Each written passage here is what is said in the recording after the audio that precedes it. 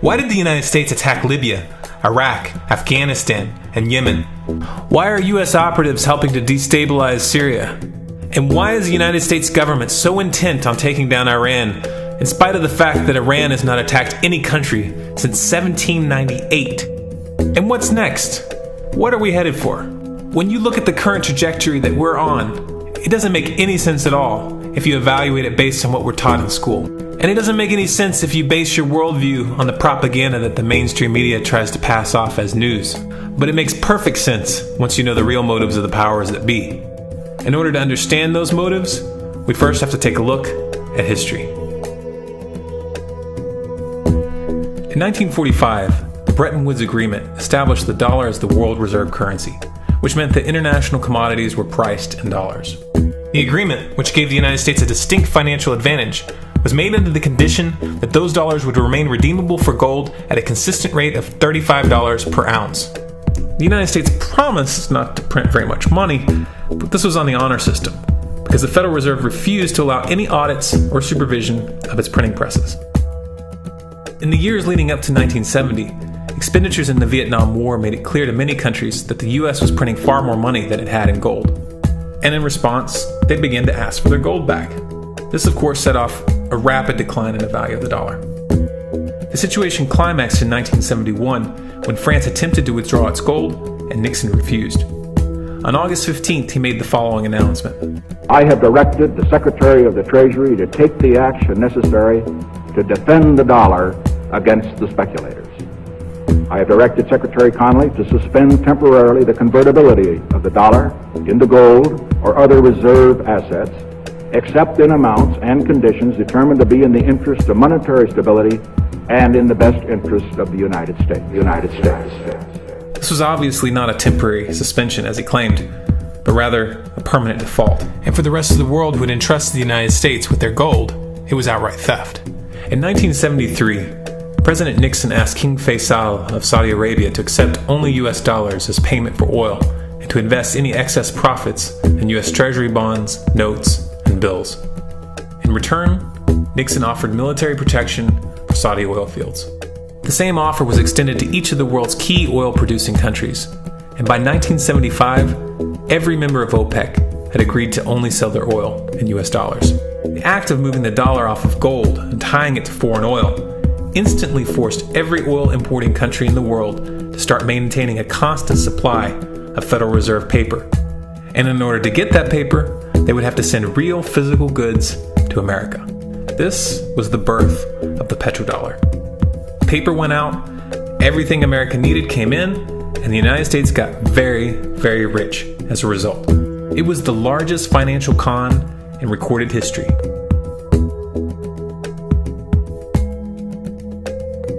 The arms race of the Cold War was a game of poker. Military expenditures were the chips, and the U.S. had an endless supply of chips. With the petrodollar under its belt, it was able to raise the stakes higher and higher, outspending every other country on the planet, until eventually U.S. military expenditures surpassed that of all other nations in the world combined. The Soviet Union never had a chance. The collapse of the communist bloc in 1991 removed the last counterbalance to American military might. The United States was now an undisputed superpower with no rival. Many hoped that this would mark the beginning of a new era of peace and stability.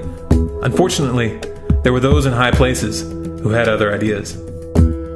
Within that same year, the U.S. invaded Iraq in the First Gulf War. And after crushing the Iraqi military and destroying their infrastructure, including water purification plants and hospitals, crippling sanctions were imposed which prevented that infrastructure from being rebuilt. These sanctions, which were initiated by Bush Sr. and sustained throughout the entire Clinton administration, lasted for over a decade and were estimated to have killed over 500,000 children. The Clinton administration was fully aware of these figures. We have heard that 500,000 children have died. I mean, that's more children than died in Hiroshima. And you know, is the price worth it?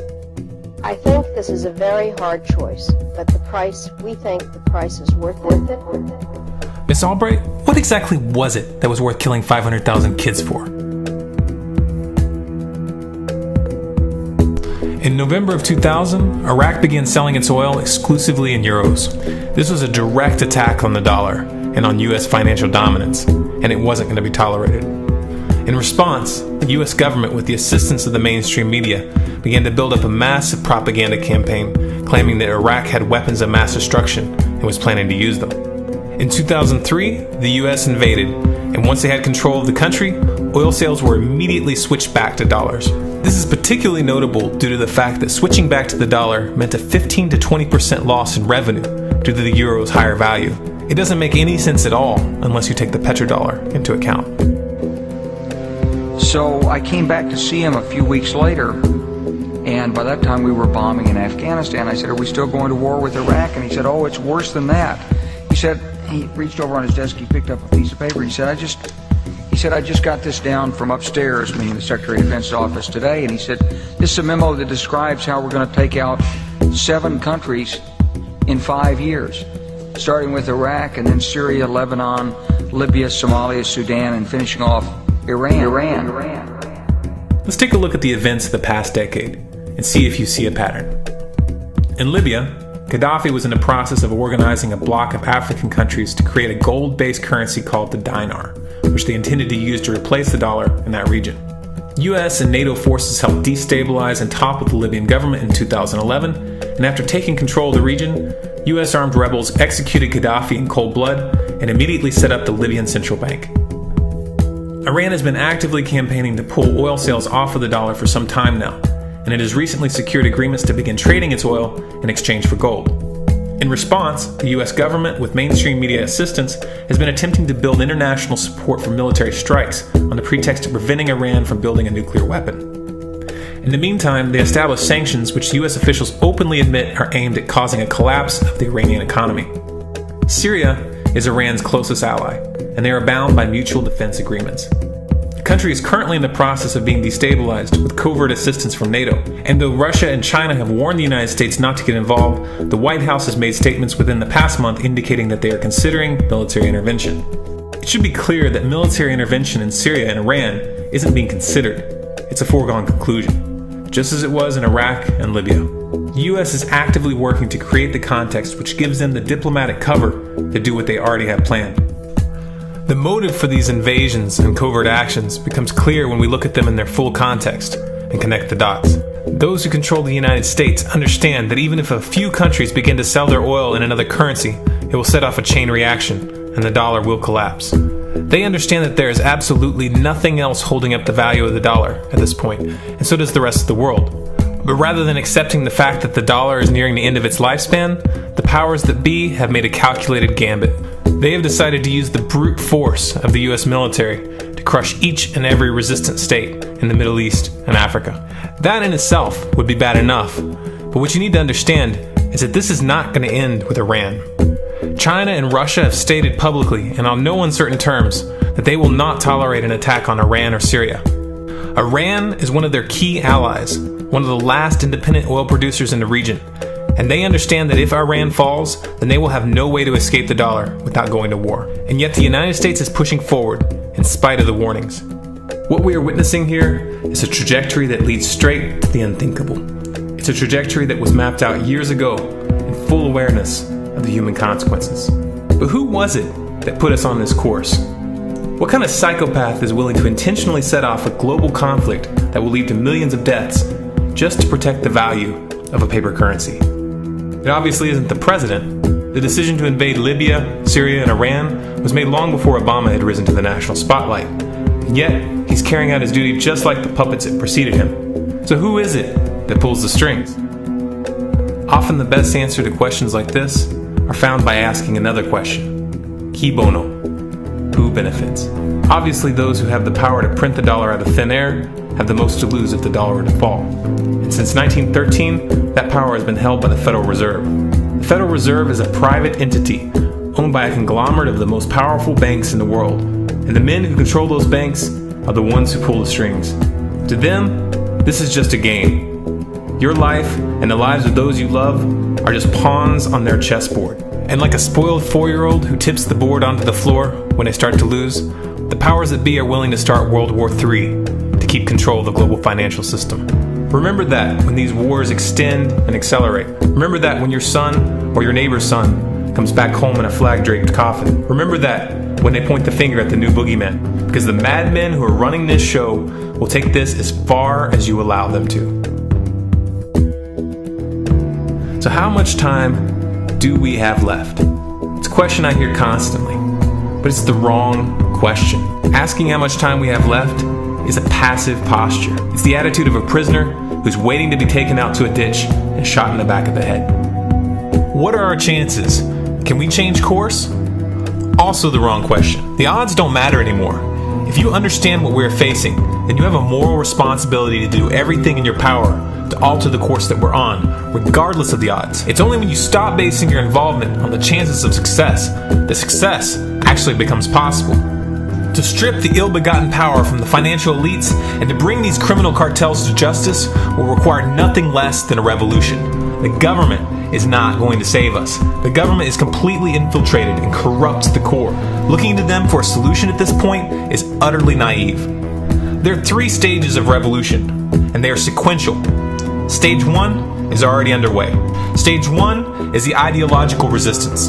In this stage, we have to actively work to wake up as many people as possible about what is happening and the direction we're headed. All revolutions originate from a shift in the mindset of the population, and no other meaningful resistance is possible without it. Success in this stage of the game can be measured by the contagion of ideas. When an idea reaches critical mass, it begins to spread on its own and seeps into all levels of society. In order to achieve that contagion, we need more people in this fight. We need more people speaking out, making videos, writing articles, getting this information onto the national and international stage. And we especially need to reach the police and the military. Stage 2 is civil disobedience, also known as nonviolent resistance. In this stage, you put your money where your mouth is, or more accurately, you withhold your money and your obedience from the government, and you do everything in your power to bring the gears of the state to a halt. Practiced in mass, this method alone is often enough to bring a regime to its knees. However, if you fail at this stage, Stage 3 is inevitable. Stage 3 is direct physical resistance. Direct physical resistance is the last resort, and it should be avoided and delayed as long as possible. And it should only be invoked after all other options have been thoroughly exhausted. There are those who talk tough and claim that they will resist when the time comes. But what those people fail to realize is that if you are inactive during the first 2 stages and save your efforts for the last resistance, then you will fail. When the Nazis were moving door to door, dragging people out of their homes in Germany, that was the time to fight back physically. But due to the lack of ideological resistance and civil disobedience leading up to that moment, even an armed uprising would have likely failed at that point. An armed uprising can only succeed if the people have established an attitude of active resistance. And active resistance is only possible after their minds have broken free from the mainstream propaganda. If you want to fight back, it's now or never. You're not going to get another chance, and the stakes are far higher than they were in Nazi Germany.